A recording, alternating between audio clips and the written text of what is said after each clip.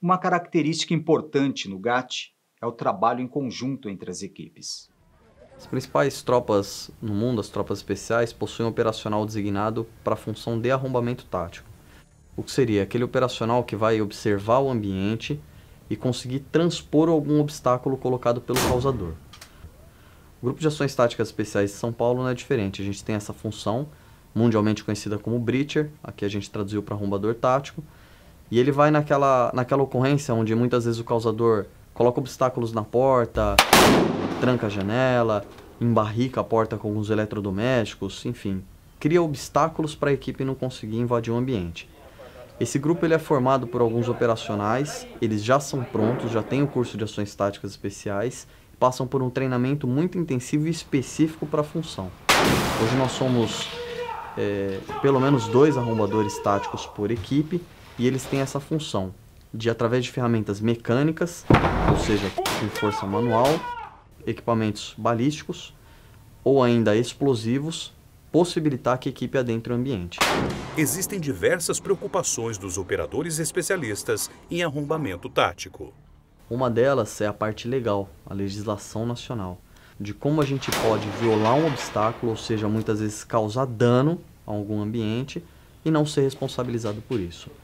Uma atividade de ingresso na residência, ela é amparada constitucionalmente, né, em casos bem definidos, tais quais o próprio desastre ou socorro, né, de tal sorte que a outra hipótese também, a própria prisão em flagrantes delitos, de tal sorte que nessas situações, né, o ingresso do GAT em recintos fechados, né, tendo no caso concreto, né, a necessidade de vencer o obstáculo, né, abrir uma porta, uma janela, ainda que seja destruindo este obstáculo, encontra amparo jurídico exatamente na necessidade da missão, né?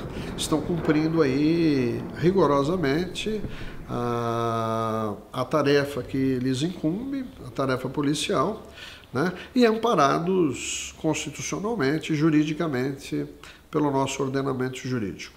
Esquadrão de Bombas.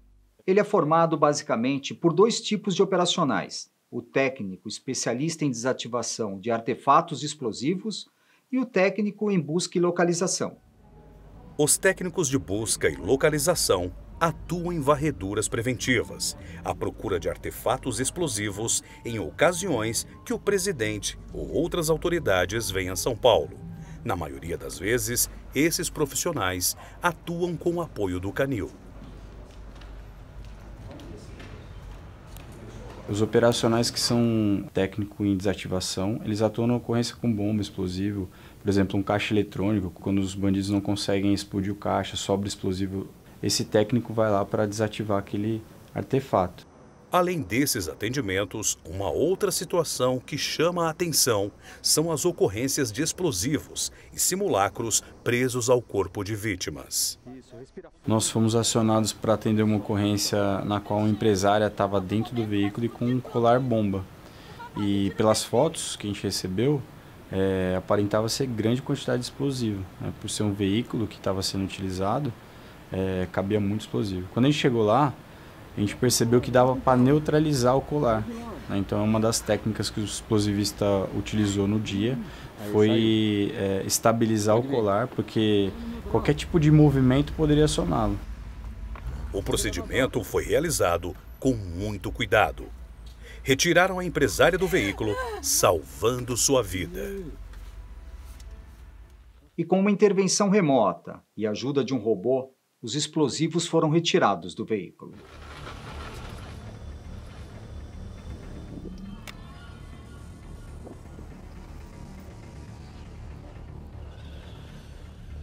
No dia da ocorrência, nós tivemos 4 acionamentos para atender a ocorrência com bomba.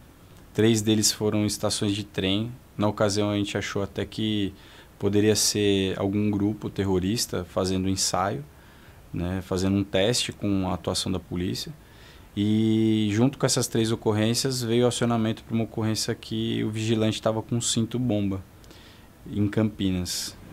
Devido ao risco da vida, a gente teve o apoio do grupamento aéreo, do Águia, E quando eu cheguei lá e percebi que o vigilante estava, além de estar com o explosivo na cintura, ele estava algemado.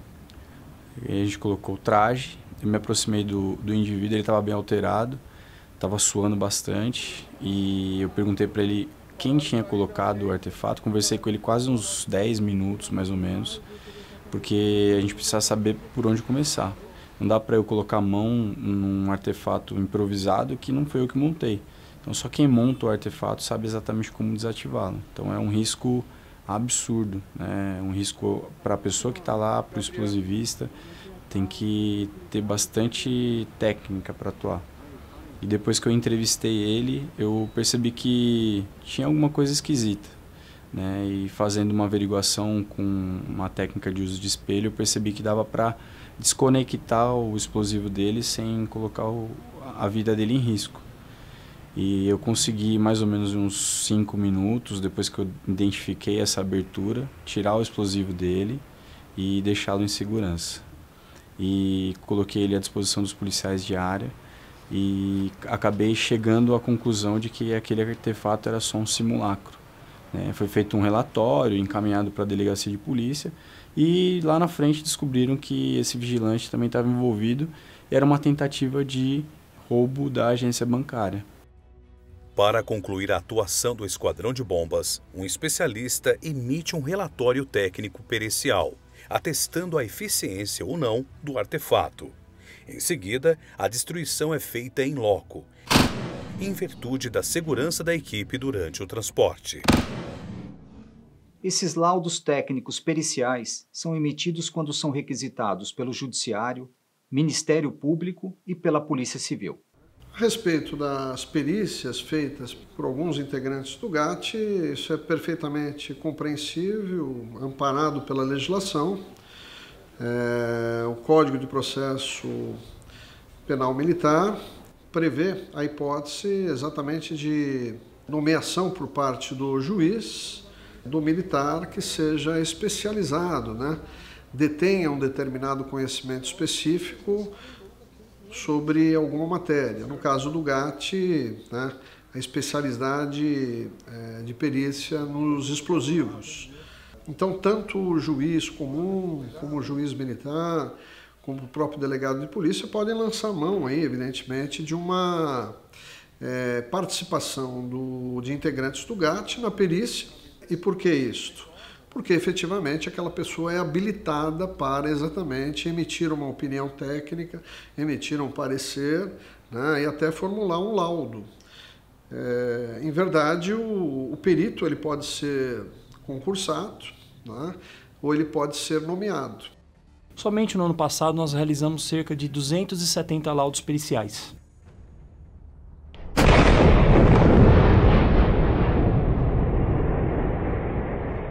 Apesar do GAT atender situações muito parecidas, cada uma delas possui fatores determinantes para o desfecho da ocorrência. Se eu sair daqui, os caras vão matar minha família toda. Os caras do partido.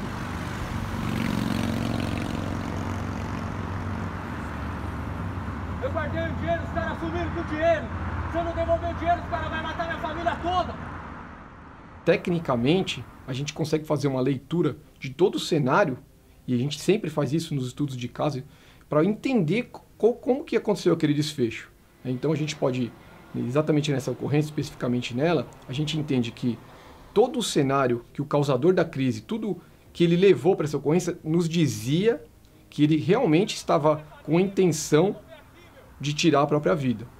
Cito aqui as 2 armas que ele leva, o local que ele escolhe, em cima de uma passarela muito alta. A todo momento ele fazia uso de bebida, que dificultava muito o raciocínio, a persuasão da equipe de negociação, né? Ele não queria estabelecer nenhum tipo de diálogo. Quando a gente conseguia acessar, estabelecer um vínculo melhor com ele, a equipe de negociação, ele cortava subitamente e queria falar com outra equipe. Então, todo esse cenário mostrou para nós que ele não estava aberto a ser convencido. Além disso, o local dificultava muito uma intervenção tática, né? Quem vê, assim, fala, pô, mas por que de repente não utilizou o atirador de precisão? Ora, o pior resultado numa ocorrência dessa é ele tirar a própria vida. Então não é razoável a gente pensar em utilizar o atirador de precisão, a não ser que ele saísse daquela condição de suicida e passasse a ser um atirador ativo, por exemplo, oferecendo risco para os policiais, oferecendo risco para terceiros, por exemplo, um carro que estivesse passando na imigrantes, qualquer outra pessoa. Aí sim a gente poderia intervir taticamente. Mas pensar numa intervenção naquela situação especificamente, talvez acelerasse um processo. Então, toda essa análise é feita para chegar a uma conclusão, né? Para se tomar uma decisão de agir ou esperar o melhor momento para agir. Então, evidente que preservar vidas, salvar as vidas, é o principal que o GAT tem, é o objetivo principal. Porém, nem sempre a gente consegue chegar nesse resultado, tendo em vista que o causador, por exemplo, nesse caso, o causador estava muito inclinado, ele estava decidido a tirar a própria vida.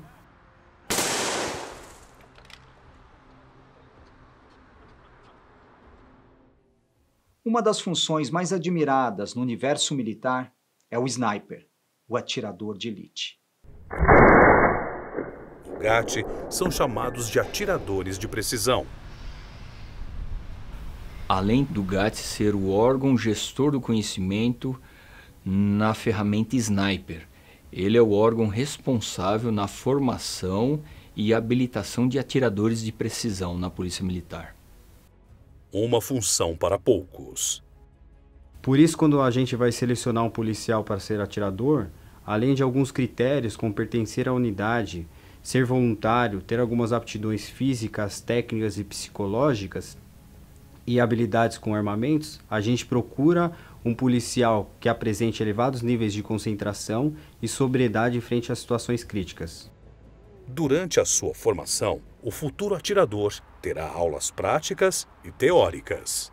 Que passa desde o conhecimento de alguns ramos da balística interna, intermediária externa, medicina legal, para o futuro atirador saber o que o projétil vai fazer no corpo humano e aonde que vai ser mais eficaz ele efetuar o disparo.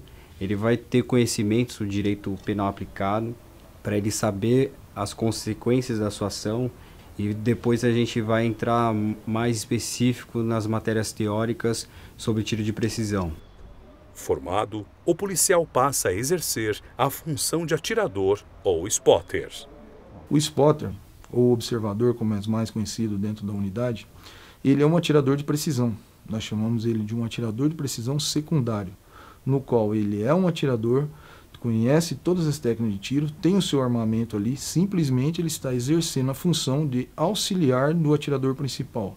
Sua missão, proteger o atirador principal, dar auxílio nas conferências técnicas nos seus disparos, comunicação direta com os comandantes de equipe, tudo isso é um trabalho do spotter. O treinamento é uma das atividades mais exigidas. Uma parte física muito forte, no qual ele tem que suportar horas parado em uma posição, intempéries, então o esforço físico dele é muito grande. A sua parte cardíaca tem que estar sempre em condições para que ele respire tranquilamente para efetuar o seu disparo.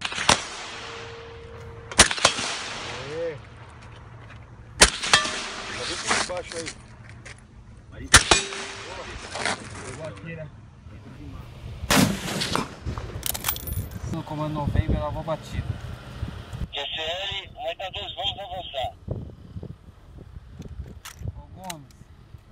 Quando o atirador do GAT chega nas ocorrências com o refém, ele precisa de ajustar o seu fuzil, porque existem fatores externos que atrapalham na precisão do disparo. Quais são esses fatores externos? O vento, a umidade, a pressão, a temperatura, a altitude, a gravidade. Esses fatores externos, eles atrapalham diretamente na precisão do disparo. Constantemente existem atualizações, materiais novos que auxiliam na sua função. E a tecnologia cada vez ajuda mais. Desde munição, equipamento óptico, fuzil. Cada munição tem uma característica, cada uma dá um efeito balístico que a gente precisa. Então é ideal que ele saiba todo esse efeito para ter um melhor resultado. Para o atirador do GAT, o disparo tem que ser num ponto específico do cérebro, que seria o T fatal, que compreende a região entre os olhos e a ponta do nariz. Esse disparo ele vai de encontro ao cérebro, ocorrendo um corte no seu sistema nervoso central, conhecido como bulbo, onde o indivíduo Mesmo com uma arma engatilhada, ele não tem a possibilidade de espasmos musculares para efetuar o disparo. Ao contrário de outros, nós procuramos estar mais próximo do causador. Na nossa unidade, devido ao segmento geográfico das nossas construções, em média ficamos de 15 a 35 metros. Com isso, pagamos o preço de muitos obstáculos no desenho geográfico da nossa cidade, com muita grade, janelas, portas, frestas. Então, uma grande preocupação nossa é isso numa trajetória balística. Para o atirador do GAT não existe margem para erro. O seu tiro tem endereço. Por exemplo, para ele ser considerado um atirador apto, ele precisa efetuar um disparo numa distância de 100 metros, acertando, por exemplo, uma moeda de R$1. O objetivo de um atirador de precisão é salvar vidas. Nem que para isso ele tenha que tirar outra. Ao contrário do que muitos pensam, não é o atirador que decide o momento que vai efetuar o tiro de comprometimento. Nós, atiradores do GAT, só podemos efetuar o disparo mediante a ordem do gerente da crise. Luz verde é quando ocorre o risco iminente de vidas, quer dos reféns, quer de terceiros, quer de policiais. É a autorização dada pelo gerente da crise para o emprego do uso da força, quer dos snipers e também dos interventores táticos. Atenção às equipes, para a ordem de ação, gerente da crise modulando. Será realizado negociação tática para o causador aparecer com a refém na janela. A partir desse momento, os atiradores têm luz verde. QSL, equipe de Narciso. November QSL, aguardando aí o visual, QSL? QSL, repetindo. Causador aparecendo na janela com o refém. Equipe de Narceso tem luz verde. QSL, November, visual da janela aí acompanhando o cenário, QSL. Qualquer momento aí vai ter o disparo. Eu quero advogado da imprensa aqui. Se entrar aqui eu mato ela. Tá ouvindo? Vai, sai daí! Não precisa fazer isso, nós vamos te ajudar. Não quero saber, chama um advogado. Eu quero advogado da imprensa aqui. Se entrar aqui eu mato ela. Tá ouvindo? Não quero conversa. Chama um advogado. Eu quero advogado dessa porra. Soldado! Polícia vai pro chão! Para a cabeça! Para a cabeça! Vamos, batido! Vem comigo! Equipe, resultado. Assalto 1, um indivíduo abatido, uma arma. Assalto 2, distraído do refém. Equipe, sai! Saindo! Esse é um desfecho que o GAT não gostaria, por ter como objetivo principal salvar vidas. Porém, diante da gravidade dessa situação, esse resultado muitas vezes é necessário. Ó Senhor meu Deus, dai-me apenas aquilo que vos resta. Dai-me a fome, dai-me o frio, dai-me a sede, dai-me o medo, mas dai-me acima de tudo, ó Senhor, a fé, a força, a coragem e a vontade de vencer. Uns têm, mas não podem, outros podem, mas não têm. Nós que temos e podemos, agradecemos ao Senhor. Salve os guerreiros do GAT! Cadê?